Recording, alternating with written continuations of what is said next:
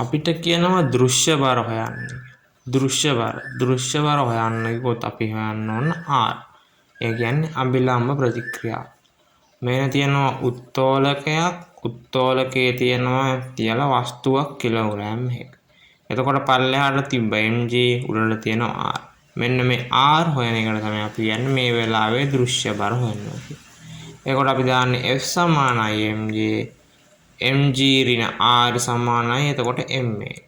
එතකොට r කියන්නේ mg ඍණ ma. එතකොට m එළියට ගත්තම g ඍණ a. ඒ වෙලාවේ g එකයි ඒ වෙලාවේ a එකයි. g කියන්නේ සාමාන්‍යයෙන් 10යි. a කියන්නේ මෙන්න මේ උත්තෝලකය යන ත්වරණය. ඒ ත්වරණයෙන් හොයලා g ගෙන් ඒ ත්වරණය අඩු කරලා මෙන්න මේ වස්තුවේ බරෙන් ස්කන්ධයෙන් ඒක ගුණ කරාම එනවා නිව්ටන් ගානක්. අන්න ඒක තමයි දෘශ්‍ය බර. ඒ වෙලාවේ මෙන්න මේ වස්තුවට තියෙන බර.